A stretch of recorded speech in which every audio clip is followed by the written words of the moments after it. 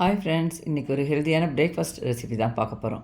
சுரக்காய் வச்சு தோசை செய்ய போகிறோம். என்கிட்ட இட்லி மாவு ஏற்கனவே வீட்டில் இருக்குது. அந்த மாதிரி மாவு வச்சுருந்தாலும் நம்ம எப்படி சுரக்காய் அரைச்சி தோசை ரெடி பண்ண போகிறோம்னு தான் பார்க்க போகிறோம். இது எந்த சட்னியோட சாப்பிட்றதுக்கு ரொம்ப நல்லாயிருக்கும். நான் தக்காளி தொக்கு போட்டு வச்சுருக்கேன். அதை வச்சு தான் நாங்கள் இன்றைக்கி சாப்பிட்டோம். சுரக்காய் எடுத்துகிட்டு நல்லா வாஷ் பண்ணிவிட்டு மேலே இருக்க தோலெல்லாம் மாத்திரம் கட் பண்ணிடலாம்.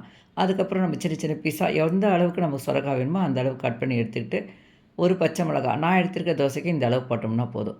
2 பல் பூண்டு, கொஞ்சமாக சீரகம் சேர்த்துட்டு நம்ம கட் பண்ணி வச்சுருக்க சுரக்காவும் சேர்த்துக்கலாம். 2 கல் உப்பும் சேர்த்துட்டு அதுக்கப்புறம் மிக்ஸி ஜாரில் லைட்டாக தண்ணி ஊற்றி நல்லா ஒரு சட்னி எல்லாம் எப்படி அரைப்போம் அந்த மாதிரி அரைச்சி எடுத்துக்கலாம். இந்த மாதிரி இருக்கணுங்க. நம்ம சாப்பிடும்போது அந்த சுரக்காவும் வாயில் படக்கூடாது. அந்த மாதிரி நல்லா பேஸ்ட்டாக அரைச்சி எடுத்துக்கலாம். இட்லி மாவு நம்ம வச்சுருப்போம் பாருங்கள், அது ஒரு கிண்ணத்தில் தனியாக எடுத்து வச்சுக்கிட்டு நம்ம அரைச்சி வச்ச சுரக்காய் பேஸ்ட்டையும் சேர்த்து நல்லா கலந்து விட்டுடலாம். இப்போ பார்த்திங்கன்னா மாவே ஒரு மாதிரி லைட்டாக கலராக தான் இருக்கும்.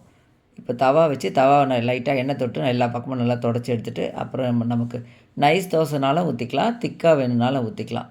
தோசை நல்லா எடுக்கிறதுக்கும் சரி சுலபமாக வரும். இப்போ நம்ம ஒரு தோசை ஊற்றிக்கலாம். நீங்கள் நைஸாக நல்லா தேய்ச்சி விடுங்க, எடுக்கிறதுக்கும் ஈஸியாக தான் வரும். சுற்றி எண்ணெய் ஊற்றிட்டு கொஞ்சம் நேரம் வெயிட் பண்ணலாம். நல்லா செவந்து வந்ததுக்கப்புறம் திருப்பி போடலாம். பாருங்கள், எடுக்கக்கூட எவ்வளோ ஈஸியாக வருதுன்னுட்டு. இந்த பக்கமும் நல்லா செவந்ததுக்கப்புறம் எடுத்துடலாம். நம்ம இந்த தோசை சும்மா சாப்பிட்றதுக்கே நமக்கு டேஸ்டியாக தாங்க இருக்கும். அதில் நம்ம காரம் இல்லாமல் போட்டிருக்கோம் இல்லையா.